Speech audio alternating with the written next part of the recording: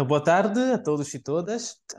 Estamos aqui para mais um encontro da nossa série de webinários Blue Focus, do projeto Blue Generation, onde vamos explorar os vários âmbitos da economia azul e quais é que são as carreiras envolvidas nestes âmbitos e quais é que são as oportunidades de emprego que existem nestas áreas. Hoje estamos aqui com a nossa convidada, a doutora Ana Casaca, fundadora da World Shipping Portugal, e vamos logo começar com a primeira pergunta, que é como é que se aproximou do transporte marítimo, porque hoje vamos falar da indústria marítima, e qual é o caminho que seguiu, qual é a sua formação, e se há motivações específicas na base da sua escolha. Hum, Ora, boa tarde a todos. Jean-Pierre, obrigada pelo convite. É um prazer estar aqui. De facto, o transporte marítimo faz parte do meu sangue, porque desde que eu nasci sempre estive envolvida, sempre estive ligada ao setor, por motivos familiares. Meu pai foi chefe de máquinas a bordo dos navios tanques de uma companhia portuguesa que já não existe. Portanto, eu acabei por ser criada dentro de navios, a percorrer os conveses dos navios, e, portanto, o transporte marítimo sempre foi uma coisa muito natural. Okay? Eu sempre soube que havia navios que transportavam cargas. A minha primeira viagem foi aos Açores e à Madeira, num navio de carga misto, que transportava passageiros e carga. Eu ainda me lembro de ver os animais a serem carregados para bordo dos navios, porque nós transportávamos animais vivos. Portanto, eu tinha 9 anos. Depois fiz algumas viagens como familiar, porque as companhias permitiam naquela altura que os familiares embarcassem. Fiz várias viagens até à Rússia e à Ucrânia, portanto, os dois países que estão neste momento em conflito bélico. E fiz também uma muito grande em que fui carregar, eu não, portanto, o navio foi carregar petróleo a Cargo Island, que é uma plataforma no Golfo Pérsico. Passámos pelo Canal de Suez, portanto, eu tinha 12 anos, portanto, ou seja, e depois viemos pelo cabo da Boa Esperança, e portanto, ou seja, foi sempre foi algo que sempre esteve ligado a mim. De facto, inicialmente eu não era para seguir esta carreira, eu queria seguir artes, porque eu gosto de arquitetura, gosto de design, portanto, há um lado de criatividade dentro de mim. Uhum. Mas depois, por força do destino, eu acabei por ingressar na Escola Náutica, já faz muitos anos. Pronto, e lá tirei o curso. O curso estava estruturado de forma diferente. Comecei por tirar o curso elementar de pilotagem, que era assim que se chamava naquela altura, para depois tirar o chamado curso complementar, que era o antigo curso de capitão. O curso de capitães, que servia para fazer a progressão na carreira. E pronto, quer dizer, foi um percurso assim, não foi estranho, porque eu sempre estive ligado aos navios, e quando entrei para a escola náutica sabia exatamente para onde é que eu ia e o que é que ia fazer. Na altura, o meu pai, portanto, é de máquinas, eu escolhi a parte de convés. Portanto, e o trabalho que nós depois tínhamos que desenvolver a bordo era tal e qual, não havia diferença entre ser homem e ser mulher. Portanto, até eu acho que a bordo não há feminino, não há masculino, nós temos todos de ser profissionais. Uhum. E pronto, foi assim que eu ingressei na carreira e pronto. E cheguei até aqui, esta altura. Sim, portanto foi uma paixão desde muito cedo. Foi uma paixão desde muito Sim, cedo. sim, sim, Agora sim. tornou-se, porque depois foi crescendo. Portanto, esse foi o meu início, não é? Depois vim para a Terra, comecei a dar aulas Uhum. na área, numa escola profissional, a área matérias ligadas ao setor marítimo. E depois, mais tarde, quis continuar a minha aprendizagem, fiz mestrado no Reino Unido, na Universidade de Plymouth, e também fiz uma acreditação profissional no Institute of Chartership Brokers, também no Reino Unido.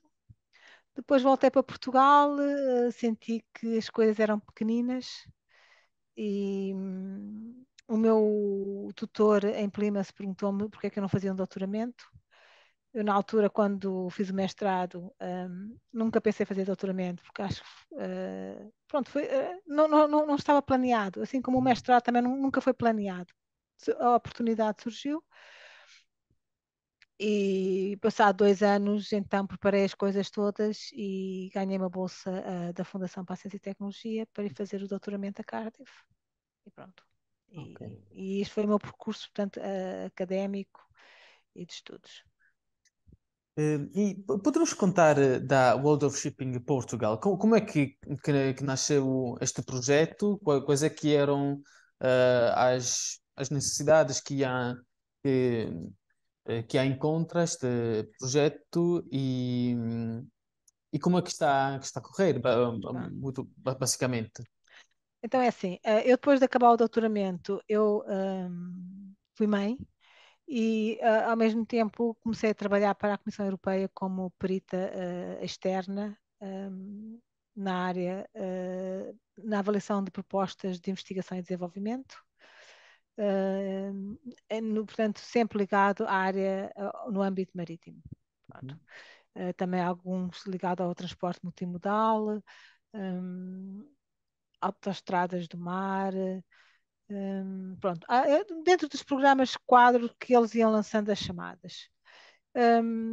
E também, também ao longo do percurso, depois também estive a trabalhar para uma empresa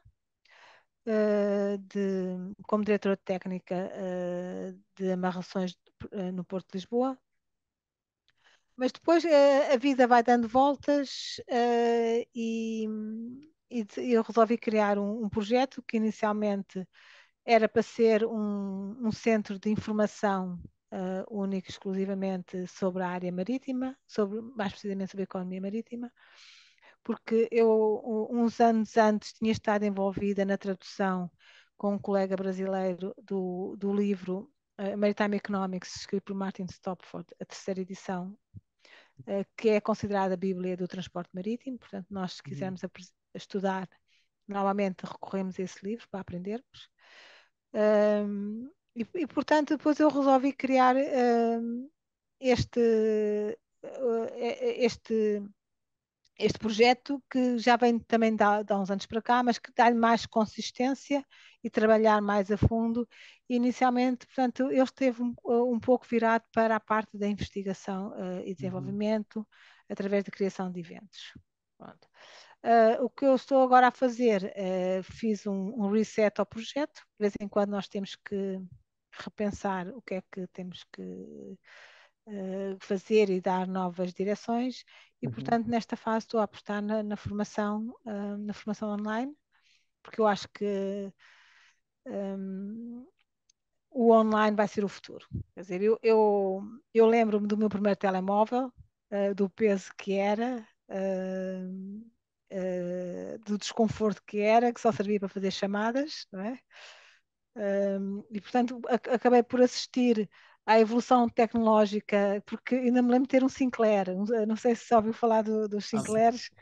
Pronto, os Não. Sinclair foram os primeiros computadores, é da Texas Instrument, Ok. que nós gravávamos os programas numa cassete de música, daquelas cassetes antigas, não é? Portanto, eu acho que no fundo eu acabo por ter o privilégio de assistir à evolução toda dos computadores, não é? Dos telemóveis, e de ver o quão nós estamos dependentes de um smartphone, não é? Para fazermos Uhum. tudo, não é? Para controlarmos a nossa vida, se é por assim dizer. E eu acho que a pandemia o que nos mostrou é que nós podemos trabalhar remotamente, pronto, e contribuir para a sustentabilidade do planeta. Eu acredito profundamente que o futuro vai passar pelo online e, portanto, um, o meu projeto nesta altura portanto, eu refoquei o projeto do World of Shipping Portugal, e criei o World of Shipping Portugal Academy, portanto, para dar a formação online, porque aqui em Portugal há um vazio muito grande no que toca ao conhecimento do negócio marítimo. Portanto, tudo o que é dado é mais no sentido dos portos e o negócio marítimo é mais do que portos. Portanto, quando nós falamos de transporte marítimo, portanto, é qualquer coisa, há qualquer coisa mais abrangente. Para mim, o transporte é o serviço providenciado pelas companhias de navegação, mas depois a jusante e a montante, existe todo um conjunto de atividades necessárias que são fornecedores da própria companhia de navegação que presta o transporte e que são necessárias. Portanto, ou seja, a indústria marítima é muito mais abrangente. Quando eu falo indústria marítima, eu falo ligada só a navios. Ok? Sim, sim. Depois há ali uma parte da indústria marítima há algumas atividades que são transversais, a atividade de cruzeiros. Para mim, o cruzeiro já é um misto de transporte marítimo O turismo. com o turismo. Portanto, ou seja, é ali uma mistura, mas que por ser um navio está sujeito às regras internacionais ditadas Claro, pela claro. IMO. Portanto, ou seja, há aqui depois vários setores que são transversais, como por exemplo a concessão de navios, a construção naval, a própria reciclagem dos navios, portanto, há aqui que são depois transversais a todo um conjunto de atividades, mesmo aos navios que fazem parte da investigação científica, às embarcações de pesca, à parte da náutica de recreio, porque são atividades que são necessárias, apesar das escalas serem completamente diferentes. Não é? Portanto, eu, em termos de atividade, para mim é negócio marítimo, ok? E muito especificamente ligado ao transporte de cargas. Tá? Portanto, no fundo, acaba por ser a minha paixão no meio disto tudo. Não é? A Sim, movimentação dos sim, sim, navios sim. e a entrega das cargas porta a porta, porque a maior parte das pessoas acaba por não saber quando nós vamos ao supermercado, nós nunca pensamos, espera lá, como é que este produto chegou aqui à prateleira, não é? Sim, Nós, sim, sim. nós adotamos como garantido, assumimos como garantido que o produto vai estar na prateleira, não é? Mas nunca pensámos como é que ele chegou até lá. Portanto, Sim, sim, sim. apesar das complicações que o encalhe do Ever Given, do porta-contentores, do encalhe desse porta-contentores no canal de Suez em 2021, ele acabou por trazer para a ribalta que por detrás de todos os produtos que nós compramos Sim, existe sim, uma sim. indústria, existem navios, quer dizer, que é uma indústria invisível. Quando é que nós ouvimos falar do transporte marítimo? Quando há um encalhe, como foi o caso, Sim, sim, sim. quando há um derrame, quando há um acidente com petroleiros e há derrames, apesar que o número de acidentes que tem ocorrido ao longo dos anos tem vindo a diminuir, portanto, é um transporte que é muito seguro em termos de acidentes, inclusive. Um, e, e em termos de, apesar de nós estarmos sujeitos, muito se tem falado da descarbonização do setor marítimo, e é um facto que o setor tem que modificar e encontrar energias alternativas, mas temos que pensar que vai levar algum tempo, porque, no fundo, o setor está há mais de 100 anos dependente de um combustível fóssil, portanto, e a frota mundial são cerca de 80 mil navios, e encontrar energias alternativas e tecnologias que se possam adaptar aos navios e capazes de responder a esta dimensão da frota é complicado, não é? Temos os primeiros navios a serem com dual fuel, com fuel duplo a sair LNG e metanol, portanto, porque nós temos que pensar que nem todos os portos vão ter metanol e os navios têm que continuar a navegar, portanto, nós temos que encontrar um conjunto de energias alternativas e de combustíveis alternativos para fazer face às alterações que vêm por aí, não é? E a contribuição. E a indústria está a Sim, trabalhar certo. nesse sentido. mas pronto, é isso, basicamente isso. E em termos de oportunidades de carreiras que existem para jovens que hoje em dia querem começar uma carreira neste âmbito, quais é que são as oportunidades que existem no mercado do trabalho?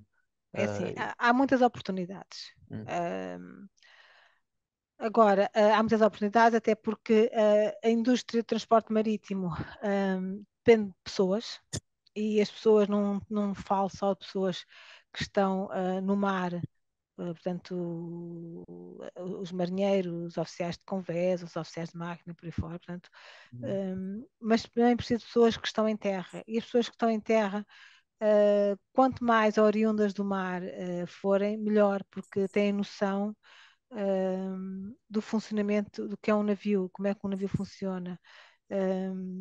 Porque muitas vezes há pessoas que vêm de outros setores e que facilmente conseguem apanhar este conhecimento, há outras que não, portanto é preciso dar-lhes formação. Portanto, ou seja, o setor precisa de pessoas, tem falta de oficiais, tem falta inclusive, de, de, de mestrança, da mestrança em marinhagem, profissionais na área da mestrança em marinhagem.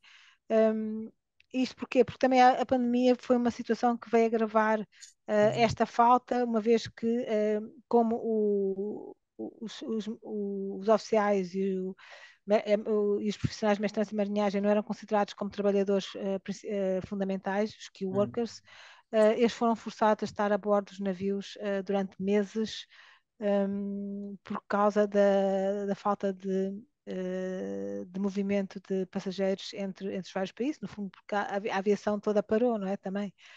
E isso fez com que hum, alguns profissionais abandonassem o setor. Portanto, ou seja, há uma falta muito grande, há, há muitas oportunidades e pronto, e há escolas, nós temos uma escola, mas por infelicidade eu acho que é um ponto negativo, só aceita um determinado número de alunos, hum, mas há outras escolas no mundo, Malta, por exemplo, onde têm cursos compactos em que é dada a formação num período muito mais curto e que permite as pessoas irem para o mercado de trabalho.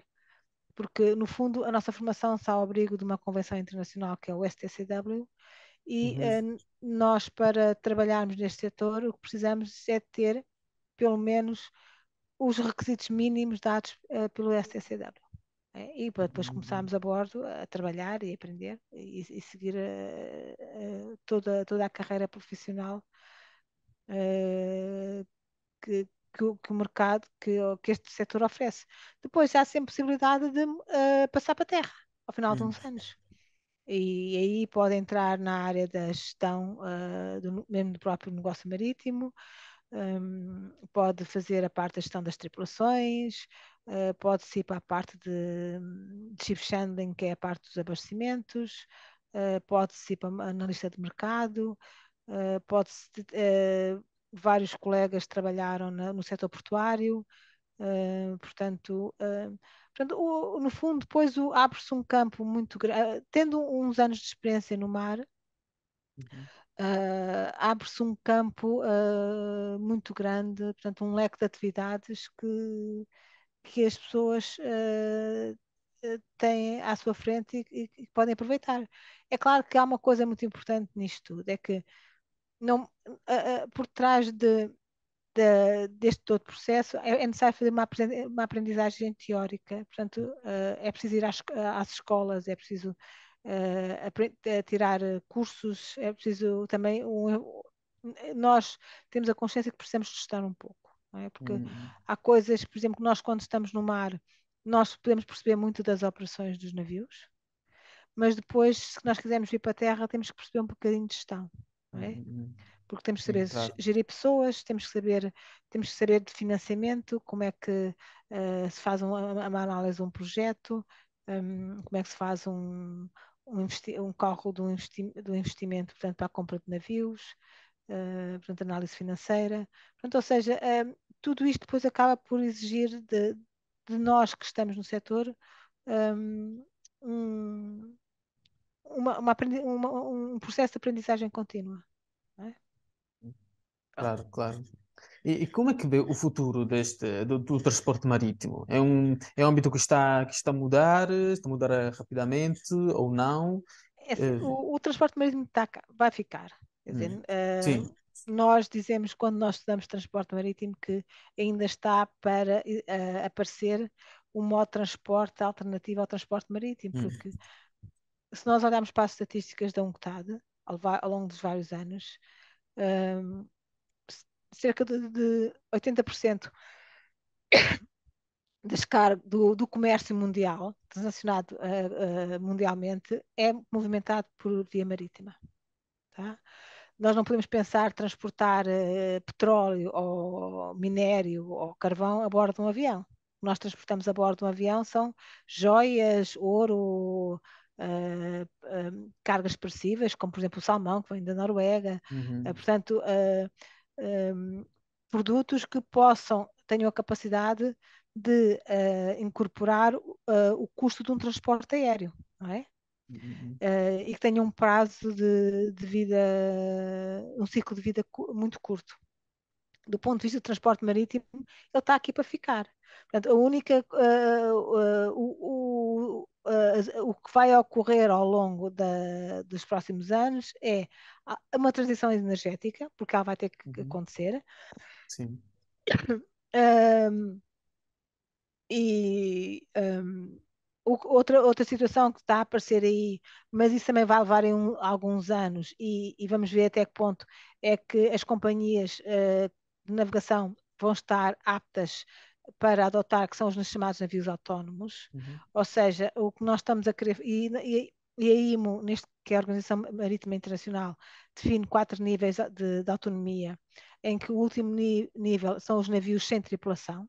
Portanto, uhum, navios que são comandados remotamente através de um centro à distância, tal como os carros telecomandados, não é? E nós estamos uhum, aqui. Mas só que se nós pensarmos para que isso seja viável, por exemplo, um transporte de petróleo e os riscos que isso acarreta, uhum, é muito possível que existam determinados tráfegos onde essa tecnologia possa não ser emprego, não é? Pronto. E pronto, e depois é a integração de todos os sistemas de novos motores que estão a ser desenvolvidos, de ciberseguranças, porque no fundo os navios podem ser, os sistemas têm que ser protegidos, não é? Devido aos ataques informáticos. Nós temos uhum, assistido nos mais diversos setores e nos últimos anos, que também podem ocorrer nas companhias de navegação, como já ocorreram na Maersk e muitas outras, só que são situações que muitas vezes não são divulgadas no fórum do geral, não é? Do público, mas fica mais, são aquelas notícias que saem mais para dentro de, do, da mídia do setor, não é? Que nós vamos uhum, estando atentos sim. a essas questões. A digitalização vai ter um papel muito importante, porque muitas vezes o aspecto burocrático um, do movimento das mercadorias trava o fluxo físico das mercadorias, não é? Por causa de haver, há cargas que têm que ir, têm que passar pela sanidade, para a autoridade sanitária, há outras cargas que têm que ir à alfândega, portanto, ou seja, se estivermos dentro da União Europeia, esse processo não é tão crítico, embora haja certos países onde o desalfandegamento das mercadorias seja mais fácil do que outros. Por exemplo, em Roterdão o desalfandegamento é mais fácil do que em Portugal. Portanto, há depois aqui um conjunto de aspectos que têm que ser agilizados para facilitar a movimentação das mercadorias. Isso Uhum, depois também depende muito da política de cada país, não é? Porque se há países que veem a questão como fundamental, há outros que podem não considerar um aspecto tão importante e, portanto, acabamos por ter vários países com interesses diferentes e abordando as mesmas questões a velocidades diferentes. E isso talvez seja um dos grandes desafios que a indústria marítima vai ter que ultrapassar.